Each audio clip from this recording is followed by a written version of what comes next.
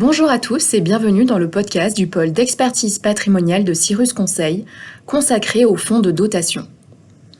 Dans le cadre du développement de la philanthropie en France, le législateur a créé différentes organisations. Les fondations reconnues d'utilité publique, les fondations abritées, les fonds de dotation. Ces organismes à but non lucratif disposent d'un régime juridique propre. C'est en 2008 que le fonds de dotation a été créé. Il s'agit d'une structure de financement du mécénat privé.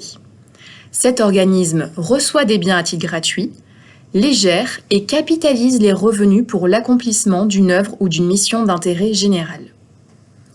Le fonds de dotation se caractérise par sa facilité de constitution et de fonctionnement, par son objet large lui permettant de réaliser toute œuvre d'intérêt général, et également par son régime fiscal favorable.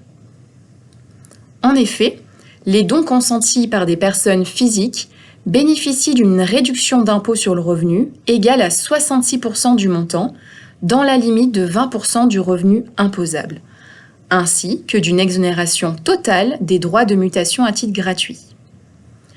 Les dons consentis par les entreprises, elles, ouvrent droit à une réduction d'impôt égale à 60% de leur montant, pour la fraction du don inférieure ou égale à 2 millions d'euros et à 40% pour les dons supérieurs à 2 millions d'euros dans la limite de 20 000 euros ou de 0,5% du chiffre d'affaires annuel hors taxe. Dans le cadre de son fonctionnement, le fonds ne peut pas disposer de la dotation en capital ni la consommer. Il ne peut utiliser que les revenus issus de celle-ci. Par exception, les statuts peuvent prévoir que la dotation du fonds est consentible, entraînant alors pour le fonds la perte de l'exonération d'impôt sur les sociétés sur les revenus de son patrimoine. Le fonds de dotation peut être utilisé dans le cas d'une cession d'entreprise afin d'accompagner un chef d'entreprise dans la réalisation de son projet philanthropique. Un exemple de cas pratique. Avant la cession de son entreprise, un chef d'entreprise donne une partie de ses titres à un fonds de dotation. Le fonds de dotation vend ensuite les titres reçus et dispose de liquidités qui n'ont pas subi l'impôt de plus-value pour réaliser le projet philanthropique. En parallèle, le chef d'entreprise qui arrête son activité professionnelle vend directement l'autre partie de ses titres et génère par conséquent une plus-value taxable. Toutefois, le chef d'entreprise bénéficie d'une réduction d'impôt accordée au titre de son don au fonds, venant ainsi minorer son impôt de plus-value.